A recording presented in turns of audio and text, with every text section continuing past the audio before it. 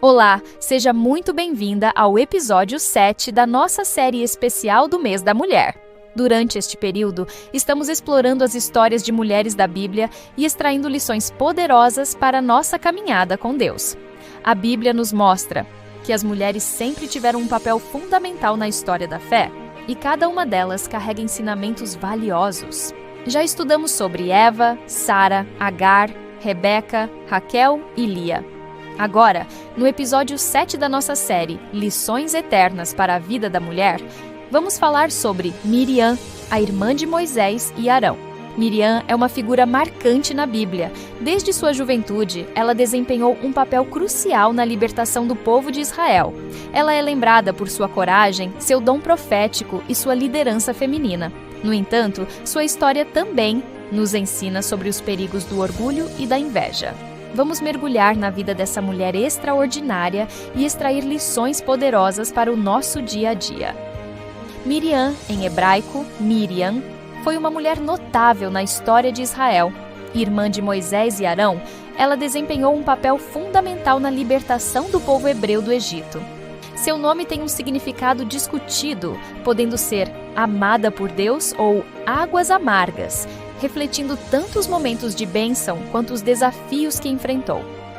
Antes de se tornar profetisa e líder entre as mulheres de Israel, Miriam foi escrava no Egito. Sua infância e juventude foram marcadas por um contexto de opressão e sofrimento, uma realidade que o povo hebreu enfrentou por 400 anos.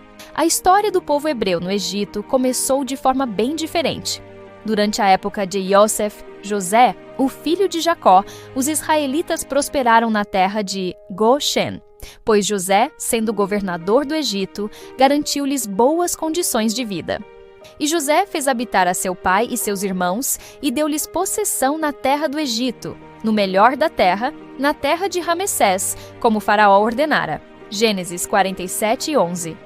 Porém, com o passar dos anos, um novo faraó subiu ao trono, alguém que não conhecia José, conforme relata Êxodo capítulo 1, versículo 8. Esse faraó percebeu que os hebreus estavam crescendo em número e força e temeu que um dia eles se rebelassem contra o Egito. Para enfraquecê-los, decidiu escravizá-los, colocando-os sob trabalho forçado.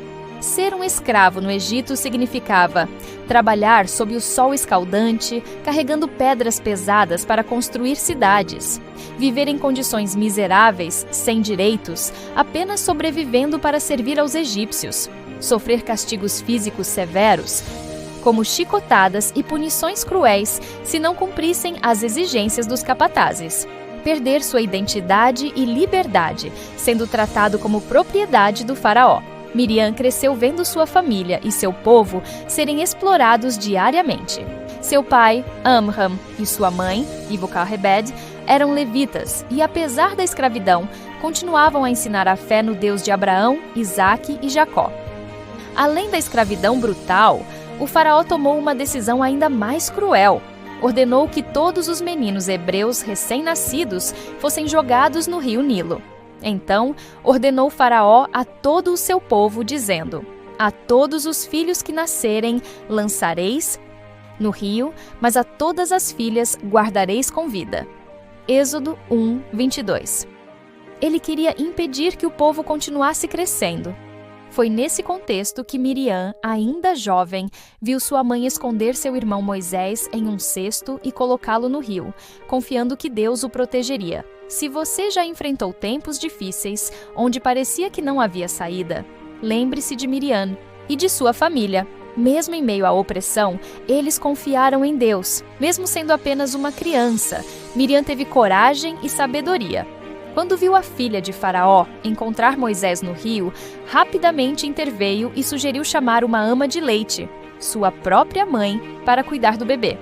Então disse sua irmã, a filha de Faraó: irei chamar uma ama das hebreias, que crie este menino para ti.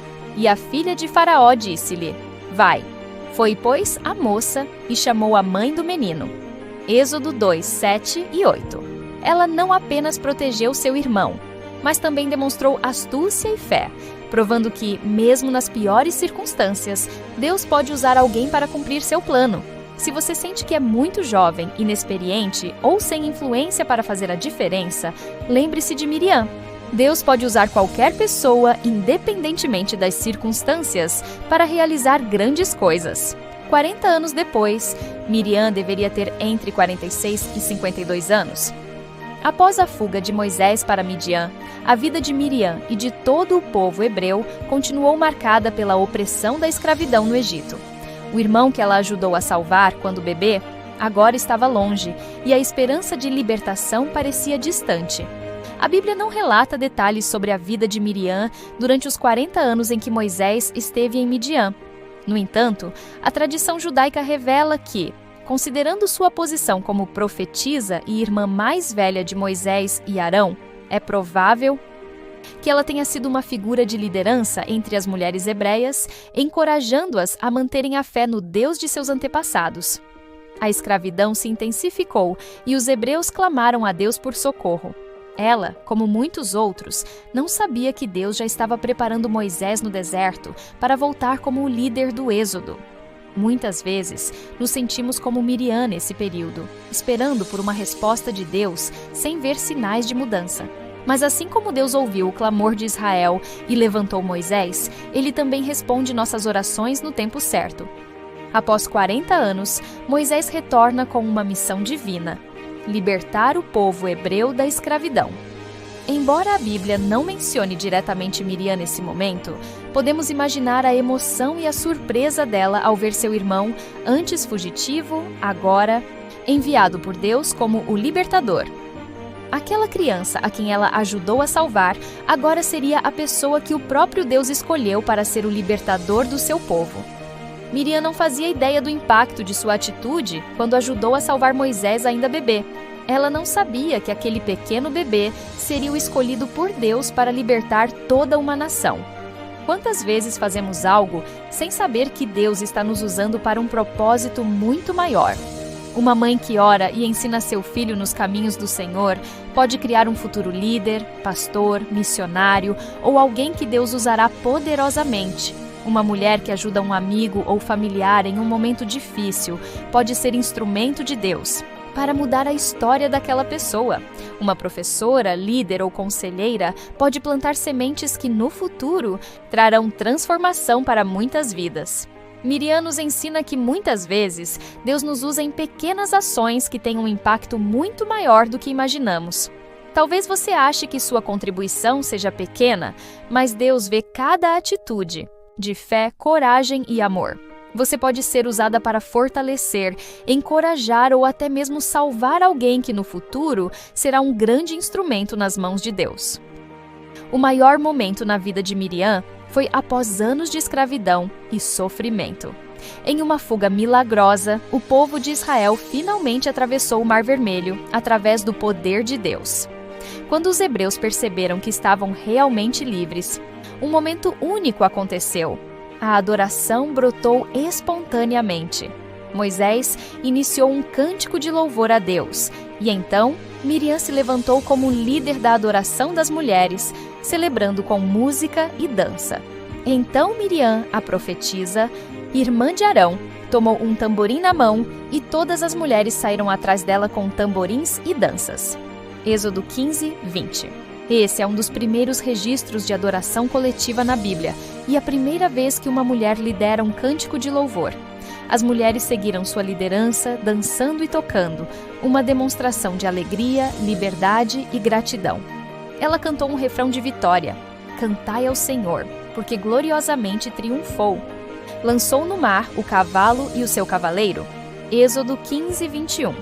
Miriam não apenas adorou, mas convocou todas as mulheres a adorarem também.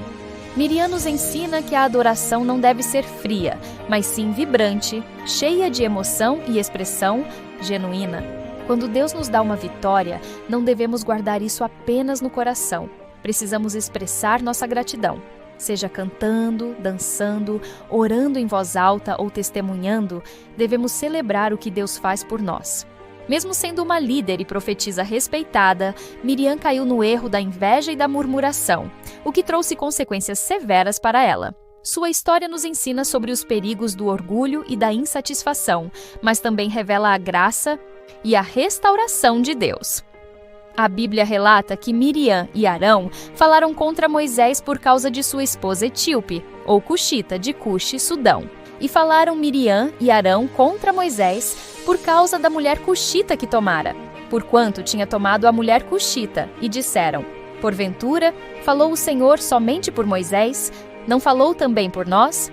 Números 12, 1 e 2. Muitos estudiosos apontam que a menção da esposa cuxita pode ter sido apenas um pretexto. O verdadeiro problema parece ter sido o ciúme e a rivalidade espiritual. Miriam, como profetisa, pode ter se sentido diminuída diante da autoridade crescente de Moisés. Quando sentimos que alguém está recebendo mais reconhecimento do que nós, devemos vigiar nosso coração para não cair na murmuração. Deus ouviu as palavras de Miriam e Arão e imediatamente tomou uma atitude. E a ira do Senhor se acendeu contra eles e retirou-se, e a nuvem se afastou de sobre a tenda. E eis que Miriam se achava leprosa, branca como a neve. Diante do castigo de Miriam, Arão reconheceu a gravidade do erro e pediu a Moisés que intercedesse por ela. Moisés prontamente clamou a Deus por sua cura. Ó Deus, rogo-te que a cures. Números 12 e 13.